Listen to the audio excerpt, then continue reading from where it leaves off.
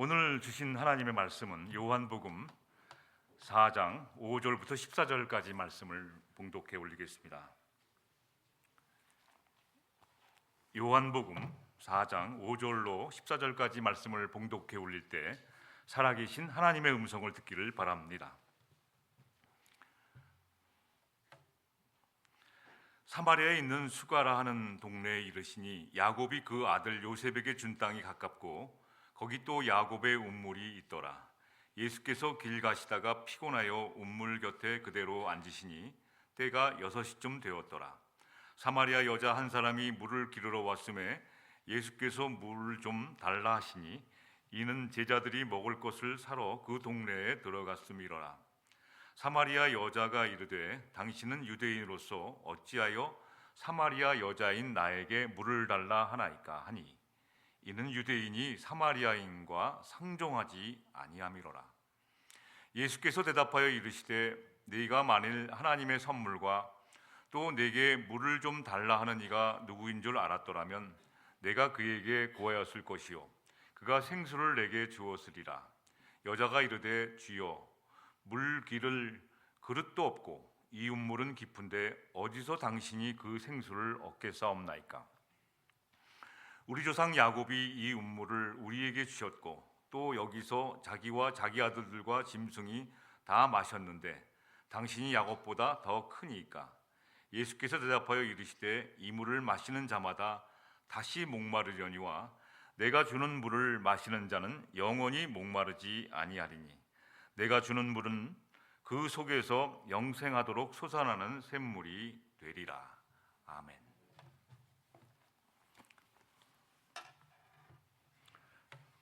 그 보험회사에서 보험료를 비싸게 받아야 하는 그 그룹이 있습니다. 그래서 이걸 직업위험 등급 분류표라고 그래요. 그래서 1등급은 제일 비싸고 그 다음에 2등급은 그 다음 3등급 이렇게 돼 있는데 그 보험료가 틀려요. 다 틀리죠. 근데 2등급이 어떤 사람들이냐면 보험료가 비싼 사람들인데 2등급입니다. 특전사, 경찰 특공대, 용접공, 격투기 선수, 구급차 운전사가 보험료가 비싼 2등급의 사람에 해당됩니다. 그리고 보험료를 가장 비싸게 받아야 하는 1등급 사람은 어떤 사람인가요? 1등급의 직업군에는 이런 사람들이 있습니다.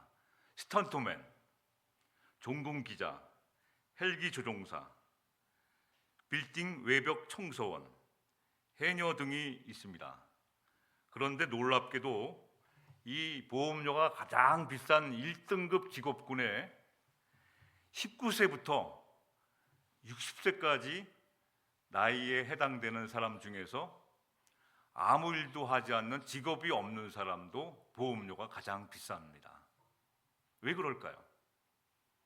19세에서 60세 위험 직업군에 아무 일도 하지 않는 백수, 그 사람이 가장 보험료가 비싼 이유가 무엇일까요? 아무 일도 하지 않는 사람이 제일 위험한 사람이라고 되어 있습니다. 여러분 혹시 아무 일도 하고 계시지 않나요? 학생은 공부하는 것이 일인데 공부하지 않고,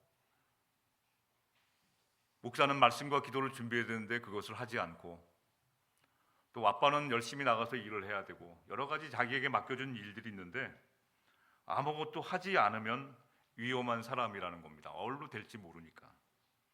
신앙생활도 마찬가지입니다.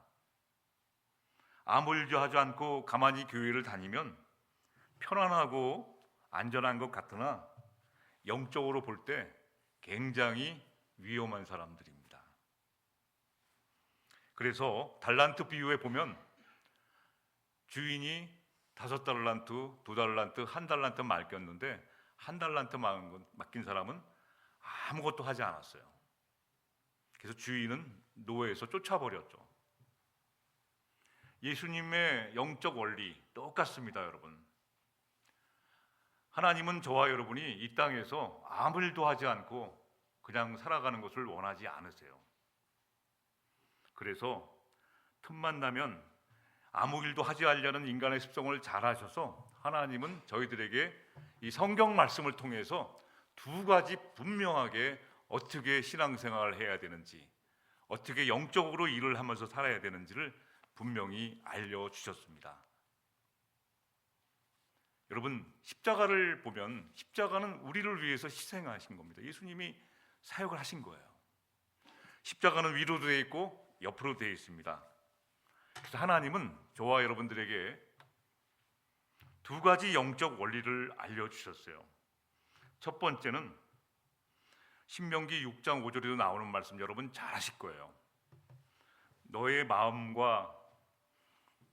다하고 목숨을 다하고 뜻을 다하여 주 너의 하나님을 섬기라고 되어 있어요.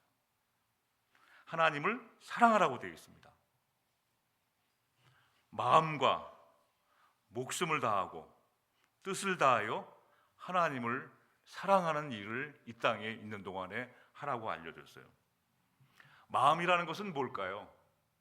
사람의 중심이 마음입니다, 여러분. 그래서 마음에 있는 것이 다 밖으로 나오는 것이거든요. 그래서 마음이 악한 사람은 악한 말이 나오고 악한 생각을 하기 때문에 마음은 인간의 중심입니다. 의지, 감정, 모든 생각의 중심이 마음입니다. 마음을 다해서 하나님을 사랑합니다. 하나님을 사랑하는 것은 마음을 다해서 사랑하는 거예요. 아무것도 가진 게 없는 사람은 마음을 다해서 하나님을 어떻게 사랑하나요? 하나님, 저는 아무것도 없습니다. 그러나 제 마음은 하나님을 사랑합니다. 하나님은 이러한 기도를 원하세요. 세리는 눈을 들어 하늘을 쳐다보지 못하고 주여 저는 죄인이로소이다 하면서 하늘을 쳐다보지도 못하면서 하나님께 간절히 구했죠. 이러한 것을 하나님이 원하시는 거예요. 이러한 마음. 목숨을 다하란 목숨은 호흡입니다. 호흡. 사람이 돌아가실 때 보면 호흡이 끊어져요. 그래서 돌아가셨나 안 돌아가셨나를 살피는 길은 휴지를 이렇게 대갖고 코에다 이렇게 대보면 바람이 안 나옵니다. 호흡이 없어요. 마지막 호흡이 다할 때까지 하나님은 호흡이 있는 자마다 찬양하라고 그랬어요. 찬양.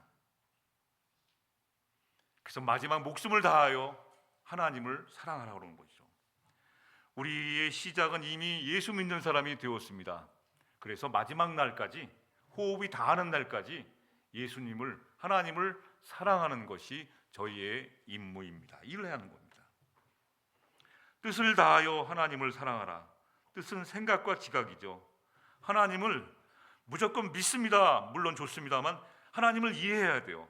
상대방을 이해해야지만 그 사람과 사귈 수 있는 것처럼 상대방을 이해해야 합니다. 대강고등학교 학생들이 어떤 학생인가 이해해야 됩니다. 갈망하는 것, 그러한 마음으로 사랑하는 거죠. 하나님은 이렇게 자신을 사랑하기를 원하시는 것을 저와 여러분에게 맡겨주셨어요. 두 번째는 레위기 19장 18절 말씀인데 여러분 잘 아시는 말씀입니다. 내 이웃을 내 자신과 같이 사랑하라는 것이죠. 내 몸처럼 사랑하는 거예요. 여기서 이제 문제는 우리의 이웃이 누구인가 하는 겁니다. 오해를 합니다. 이웃하면 나랑 친한 사람이 이웃이다. 이 질문은 오늘날 저와 여러분만 하는 것이 아니라 이미 오래전부터 해왔어요. 예수님 당시에도 예수님께 사람들이 물었어요. 예수님, 선생님이시여, 우리의 이웃이 누구입니까? 그러므로 성경 말씀을 통하여 마음과 목숨과 뜻을 다하여 하나님을 사랑하는 것을 알려주시고 또 예수님은 우리의 이웃이 누구인지 알려주셨습니다. 오늘은 이웃이 누구인가? 여러분의 이웃이 누구인가? 이 말씀 한 가지만 말씀드릴게요. 이웃이. 대부분이 우리의 이웃이 누구인가 말하면 성경 말씀 누가복음 10장 30절 37절 말씀 나와요. 선한 사마리아 사람. 그래서 어떤 사람이 이제 예루살렘으로 여리고로 가다가 강도를 만났어요. 근데 강도를 만났는데 강도 만난 사람 앞에서 누가 지나가냐면 목사님이 지나가는 거예요.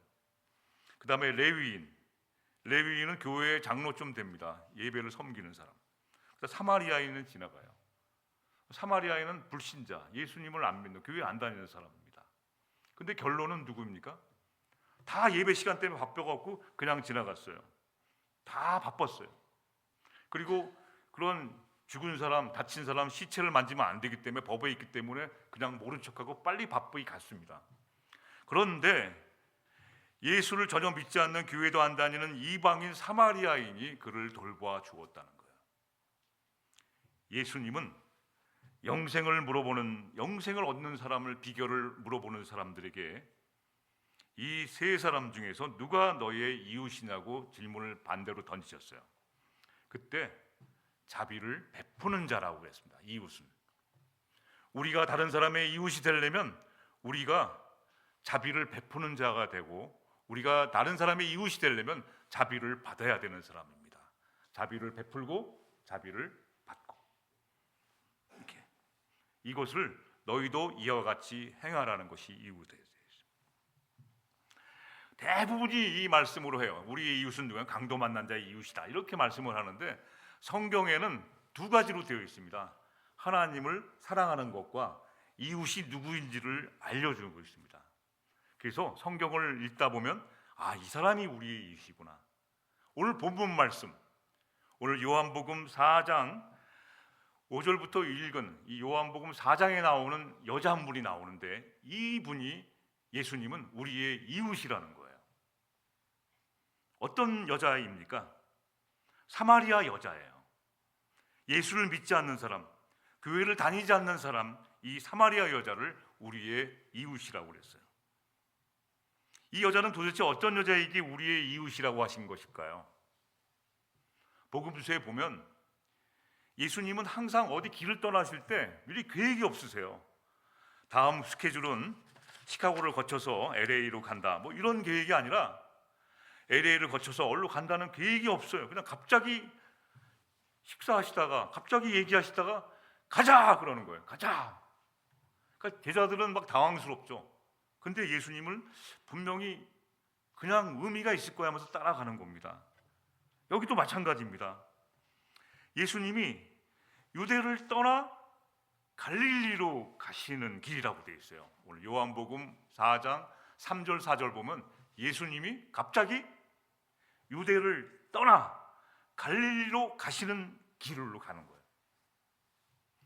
당시 유대 갈릴리 왕복길은 대부분의 사람들이 예루살렘을 왕래할 때 보통 요단강 동편을 길로 해서 여리고를 거쳐서 예루살렘 올라가는 길을 택합니다.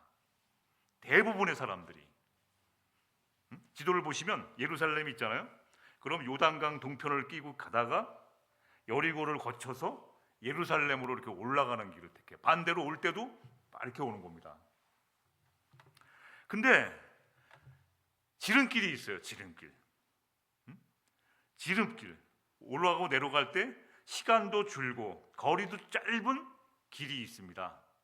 그것이 어떤 길이냐면 사마리아 사람들이 살고 있는 이 사마리아 길을 통과해서 가면 빨리 갈 수 있어요. 근데 사람들이 이 길을 안 갑니다. 왜 그럴까요? 사마리아 사람을, 첫 번째는 사마리아 길은 사막입니다. 그래서 또 문제가 뭐냐면 사마리아 사람을 되게 싫어해. 사마리아 사람을 만난다는 것은 자기의 자존심이 허락하지 않기 때문에 사마리아 사람과 같이 있는 것, 그 지역을 가기가 되게 싫어해요. 사마리아 사람은 어떻게 생각했냐면 마치 무시하는 세 사람이 있죠. 유대 사람들이 무시하는 세 사람이 누구죠? 누구예요? 여자 무시했어요. 당시에. 또 개를 무시했습니다. 또 하나 무시한 사람들이 이 사마리아 사람들이에요. 이방인. 굉장히면 난 저런 사람과 같이 안 사는 거를 너무너무 감사했어요. 그렇게 무시한 사람들이 살고 있는 지역으로 가면 예루살렘으로 가는 길이 되게 빨리 가는데도 사람들은 그걸 싫어했어요. 돌아가 이렇게 일부러. 근데 사막이니까 그런 것도 있죠. 예수님은 제자들을 향해서 어디로 가자고 그랬나요? 사마리아로 가자 그랬어요. 사마리아로 가자. 그러니까 제자들은 입이 이렇게 나왔죠. 진짜 너무하시네. 갑자기 이러시면 어떡하나. 막 입이 만큼 나와서 막 그랬어요. 그런데 예수님이 그 길로 가야지만 우리의 이웃이 누구인가를 알려주시기 위한 거라는 것이죠. 하늘의 놀라운 뜻과 계획이 펼쳐지기 때문입니다. 왜 하필 남들이 다 가기 싫어하는 그 구불구불한 사막의 길로 가실까요? 돌아서 가셔야 되는 것일까요? 예수님은 우리가 내 몸처럼 이웃을 사랑하기 원하시기 때문이에요. 이것이 기독교의 핵심입니다. 그래서 5절 7절 보면 사마리아의 한 여자가 우리의 이웃이라고 소개하고 있습니다. 한번 보실까요? 사마리아에 있는 수가라는 동네에 이르시니 야곱이 그 아들 요셉에게 준 땅이 가깝고, 계속 보시죠. 거기 또 야곱의 운물이 있더라. 예수께서 길 가시다가 피곤하여 우물곁에 그대로 앉으시니 때가 6쯤 되었더라. 7절 보면 사마리아 여자 한 사람이 물을 기르러 왔음에, 요 여자예요. 요 사람이 우리의 이웃이라는 거예요. 그럼 어떤 여자이길래? 누가복음 13장 29절에는 우리의 이웃이 하나님 나라의 식탁에 앉을 사람들이라고 되어 있어요. 하나님 나라에 저와 여러분이 같이 식탁에 앉을 사람이 우리의 이웃이라는 거예요. 근데 이 여자는 어떤 여자일까요? 첫 번째는, 앞으로 3분 남았습니다. 설교를 갖다가 짧게 하라고 그래서 줄여도 이 얘기는 꼭 해야 되기 때문에, 이 여자가 어떤 여자일까요? 왜 예수님은 이 여자를 우리의 이웃이라고 그럴까요? 이 여자는 사람들의 눈길을 피하며 살고 있는 사람입니다. 사람들과 눈을 못 마주치고 사는 사람이에요. 사람들에게 눈을 못 마주치고 산다는 것은 사연이 있다는 것이죠. 어떤 사연인지는 요한복음 4장을 읽어보시면 여러분 잘 알고 있는 여인입니다. 첫 번째는 사람들의 눈길을 피하여 사는 인생이라고 하는 것은 허물이 많기 때문이에요. 저도 부모님 속생일 때는 부모님 눈을 못 마주쳤어요. 왜냐하면 잘못 많이 해갖고 눈 마주치면 야단 맞을까 봐 눈을 못 마주쳤습니다. 이 사마리아 여자는 허물 많은 인생인 거예요. 두 번째, 음란한 사람이라고 알고 있습니다. 그리고 인생이 정리가 안 됐어. 뭐가 이게 살림살이가 정리가 안 된 사람이에요. 그리고 세 번, 끝으로 방황의 끝이 안 보이는 사람. 이게 방황이 이제 다음 달이면 끝나야 되는데 이게 끝날 기미가 안 보이는 사람입니다. 그래서 요즘은 자기 자신을 좀 숨기며 사는 시대가 되었어요. 익명성을 요구하는 공동체. 그래서 자꾸만 자기 자신의 전화번호 그런 거 다 주소 자꾸 알려주면 안 되는 시대가 됐습니다. 알려주면 자꾸 이상한 사람 전화 오고 막 그러니까 자꾸만 숨기는 시대가 되었거든요. 그래서 교회에서 자꾸만 자매님 어디 다니세요? 뭐 자꾸 물어보면 귀찮아합니다. 제가 20대 시절에 친구가 갑자기 오래간만에 고등학교 동창인데 나타나갖고는 저한테 반갑게 그러는 거예요. 그래서 자기랑 어디 좀 가자는 거예요. 어디 좀 가자는 거예요. 반갑게. 너무 놀랬죠. 너무 반가워서 친구가 자기한테 제발 좀 마지막 소원이니까 2박 3일 시간 좀 내달라는 거예요.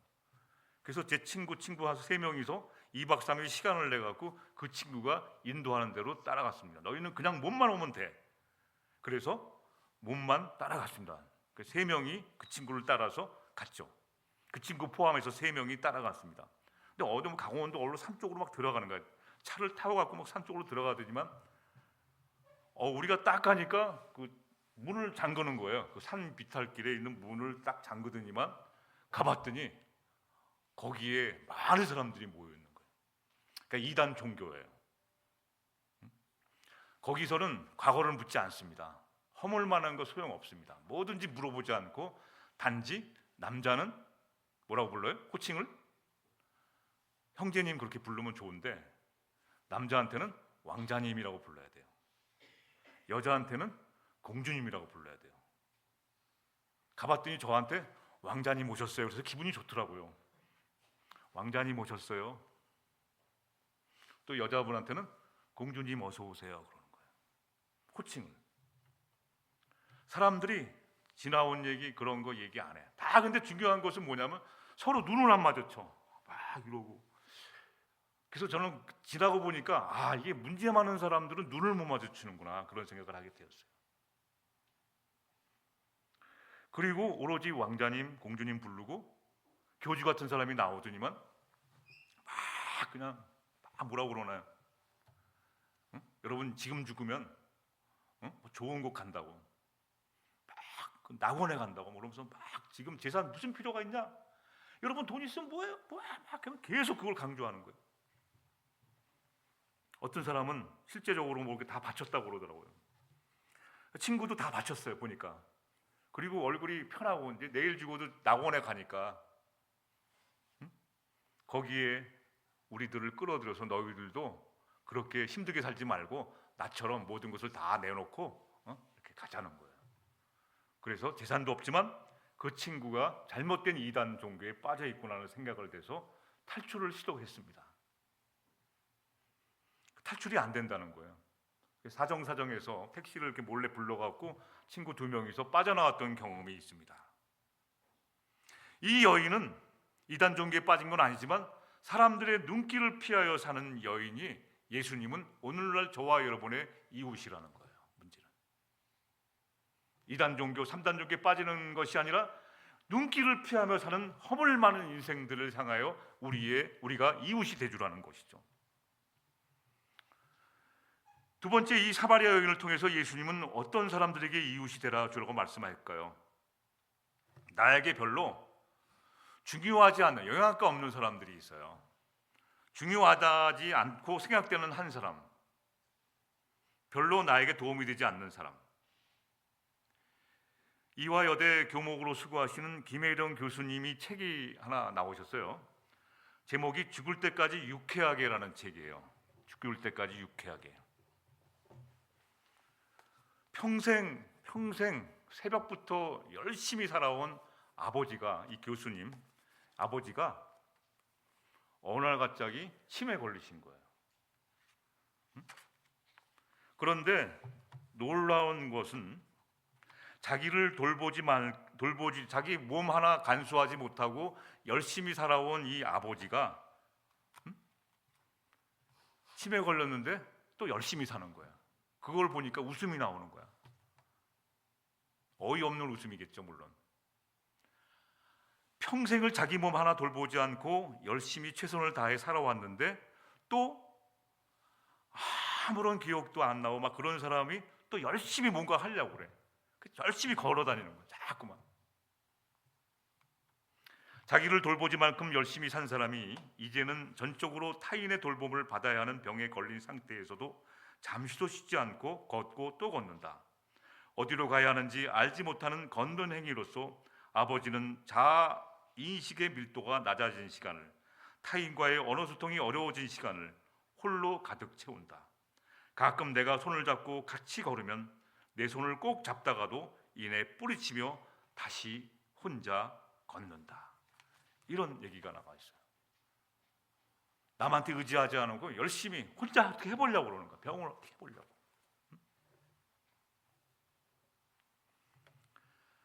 갑자기 아무런 나에게 도움이 되지 않고 힘드는 사람이 되었죠. 물론 이분은 자신의 아버지지만 예수님은 나에게 도움이 되지 않고 중요하지 않다고 생각되는 사람들이 이웃이 되라고 해주셨어요. 저희들에게. 병들어 돌봄이 필요한 사람의 이웃이 되라고 주고 하셨어요. 성경을 읽어보시면 여러분, 병든 사람을 도와주고 나한테 아무런 도움이 안 되는 사람의 이웃이 되어줬을 때 하나님이 축복하시는 것이 굉장히 많이 나와요. 야, 저 친구는 내가 좀 사귀면 내가 앞으로 살아가는데 도움이 될 것 같아. 그 친구랑 좀 친하게 지내야지. 쟤는 없는 게 없어. 성경에서는 여러분, 나에게 도움이 되지 않고 아무짝에도 필요 없는 것 같은 그 사람을 도와주고 그 사람의 이웃이 되었을 때 축복해주는 장면이 굉장히 많이 나왔습니다. 여러분 잘 아시죠? 사무엘상 30장에 보면 다윗이 시글락 전투에 참여하고 왔어요. 그랬더니만 그 틈을 이용해서 아말렉 사람들이 다윗을 비롯해서 그 다윗의 부하의 어머니, 아내, 자녀들을 싹 생포해서 간 사건이 있었습니다. 전쟁에 참여한 틈을 이용해서 다 잡아서 가버렸어요. 그래서 울고불고 난리치면서 다윗을 막 죽이려고 할 정도로 원통하는 사건에서 다시 회의를 거쳐서 찾으러 가죠. 가족들을 찾으러 나섭니다. 그런데 가는 길에 한 600명가량 되는 사람 중에서 200명은 지쳐서 못 가겠다 그러고 나머지 400명만 가족을 찾으러 가는 길에 어떤 일이 있었나요, 여러분? 애굽의 군사 한 명이 병들어서 버려버린 그 사람이 질판에 써 있었잖아요. 그 사람을 다윗이 이웃이 되어서 돌보아 줍니다. 그렇죠? 네, 사무엘상 30장 한번 읽어보시면 쭉 나와요. 제 얘기가 아니라 다윗이 돌봐줘요. 그 바쁜 와중에도 먹여주고 계속 사람을 해왔더니 그 사람이 자기를 죽이지 않는 조건으로 해서 뭐라고 그러죠? 당신이 지금 찾고 있는 가족들이 어디 있는지를 다 알려주겠다는 거, 정보를. 덕분에 애굽 병든 소년을 돌봐준 덕분에 모든 가족을 그대로 살릴 수 있는 이야기가 있습니다. 성경은 우리의 이웃이 내가 생각하기에 아무런 영향가도 없고 중요하지 않다고 생각하는 사람에게 이웃이 되어졌을 때 하나님은 그냥 내버려 두지 않으세요. 그래서 하나님이 그들을 도와줬을 때 가만히 내버려 두지 않는 세 종류의 사람들이 있죠. 누굽니까? 부모님을 잃어버린 고아. 또 누굽니까? 여행 중에 있는 나그네, 남편이 없이 살아가는 과부. 이 세 사람을 하나님이 굉장히 안타까워하셔요. 그래서 그 사람을 도와주는 사람은 그 도와주는 사람까지도 축복하는 것이죠. 우리의 이웃이 아무런 나에게 도움이 안 되는 그런 사람들에게 이웃이 되주라는 거예요. 이 사마리아 여인은 예수님한테 아무런 도움이 안 되고 믿음도 없지, 불신자지, 교회 생활도 안 하지, 아무것도 안 했는데도 예수님은 사마리아로 가자 그래서 그 힘든 길, 남들이 가기 싫어하는 그 길로 가는 거예요. 세 번째, 이 여인과 예수님은 대화하면서 목이 마르다는 거예요. 그래서 물을 좀 달라는 것이죠. 코카콜라 한 잔, 이런 물이 아닙니다. 예수님은 이런 물을 달라는 줄 알고 주려고 그러지만 그 여인은 이런 물이 아니라, 이 목마르다는 것은 영적으로 이 목이 마르다는 거예요. 그건 저도 될 수 있고 우리 모두가 될 수 있다는 것이죠. 영혼에 가지고 있는 사람들. 그러니까 다시 말하면 신앙적인 노력이 필요한 사람들에게 이웃이 되주라는 거예요. 영적으로 막 갈급해, 막 기도하고 싶고 찬송하고 싶고 막 간절한 그러한 마음, 그러나 잘 안 돼.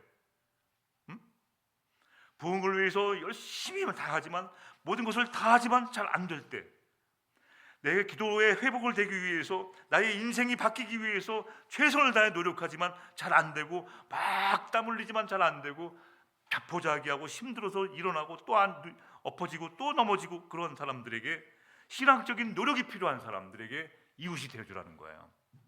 내가 훌륭하기 때문에 이웃이 되라는 걸까요? 아닙니다, 여러분. 한 사람보다 나으면 두 사람이에요. 두 사람보다 나으면 세 사람. 삼겹줄은 끊어지지 않는다는 것이죠. 당신과 내가 손을 맞잡고 하나님이 손을 얹어주시면 파워가 생긴다는 거예요. 이게 성경의 원리입니다. 신앙적인 노력이라는 것은 어떤 노력을 원하는 사람인가, 그들에게 이웃이 되주라는 거예요. 신앙적인 노력은 육하 원칙의 삶의 방식으로 질문하며 사는 사람을 신앙적으로 노력하는 거예요. 여러분, 신앙적인 노력을 한번 해보십시오. 날마다. 육하 원칙은 어떤 것이죠, 여러분? 누가, 무엇을, 언제, 어디서, 왜, 어떻게, 이것을 날마다 물어보면 사는 거예요. 어떤 사람이 우리에게 찾아왔어요. 저 사람이 왜 나에게 보내주셨나요? 이걸 물어보는 거예요. 그냥 우연히 보내주신 게 아니라, 저 사람은 왜 나에게 보내주셨나요? 저 사람은 왜 내가 사귀게 만드셨나요? 저 사람을 왜 나의 남편이 되게 해주셨나요? 저 사람은 왜 나의 아내가 되게 해주셨나요? 질문을 해보는 것이죠. 무엇을? 일을 말합니다. 일. 무엇을? 내게 맡겨준 일, 내가 하고 있는 일은 지금 무엇인가? 언제? 때가 있습니다. 때가 있어요. 때가 있습니다. 타이밍이 있는 거예요. 지금 이때가 내가 해야 할 때입니까? 이때이오니까? 이때입니까? 어디서? 나에게 이 장소를 허락하신 이유가 뭡니까? 내 발길이 닿는 이곳에, 발길이 머무는 곳에 왜 나를 여기에 보내셨나요? 왜? 사명. 어떻게 해야 되나요? 물어보는 거예요. 하나님, 이 일을 어떻게 처리해야 되나요? 이렇게 물어보면서 육하원칙에 따라서 물어보면서 사는, 이렇게 물어보면서 신앙적인 노력을 하는 사람이 되는 것이죠. 이게 신앙적인 노력인 거예요. 근데 이 신앙적인 노력은 혼자 안 돼요. 옆에 누군가가 자꾸 얘기해주고 권면하고 도와줘야 돼요. 내가 완벽히 갖춰졌기 때문에 얘기하는 것이 아니라 내가 부족한 50% 부분을 채우고 이쪽에서 50% 부분을 채워서 서로 합력하여서 선을 이루어 나가는 겁니다. 예수님은 우리의 이웃이 이런 목마름이 필요한, 신앙적인 노력이 필요한 사람들에게 나아가기를 원하고 계세요. 이러한 것은 나 스스로 깨닫는 것은 쉽지 않습니다. 그래서 상대방을 통해서 반면교사, 상대방을 보고 난 저렇게 살지 말아야지, 상대방을 통해서 나는 저렇게 살아야지, 서로 배우고 권면해서 위로는 하나님을 사랑하고 마음을 다하고 목숨을 다하고 뜻을 다해 하나님을 사랑하고, 옆으로는 내 이웃, 나에게 주어진 이웃, 자비를 베푸는 자, 사람들의 눈길을 피하며 사는 사람들을 찾아가고, 내게 중요하지 않다고 생각하는 사람들, 별로 나에게 도움이 되지 않는 그 사람들에게 이웃이 되어주는 것, 그리고 목마른 이웃을 향해서 물을 좀 달라 하시는 예수님의 그 심정처럼 찾아가서 서로 영원한 물이, 영원한 생명을 얻는 물이 어떤 것인지를 서로 나누며 그것을 향해 가는 사람들이 이웃이라고 생각합니다. 여러분들도 예수님이 가르쳐주신 이웃이 누구인지를 잘 배우고 깨달으셔서 내 몸처럼 이웃을 사랑하시고 또 사랑도 받으시는 복된 하나님의 자녀들이 되시기를 주님의 이름으로 축원합니다. 기도하십시다.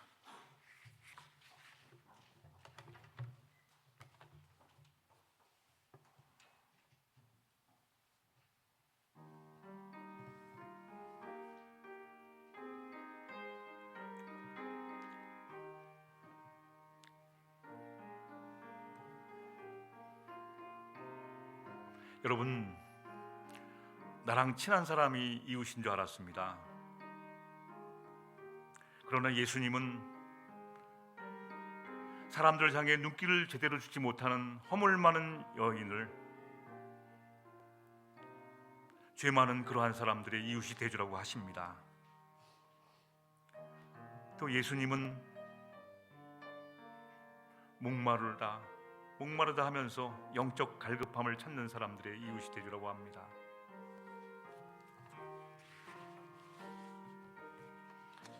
여러분, 우리의 이웃이 누구인지 오늘 주신 말씀을 생각하면서 나에게 도움이 되지 않는다고 생각하는 사람들, 나에게 아무런 필요가 없다고 생각하는 그들에게 이웃이 되기 원합니다. 이렇게 기도하면서 들은 말씀과 함께 잠깐 같이 기도하는 시간 갖겠습니다.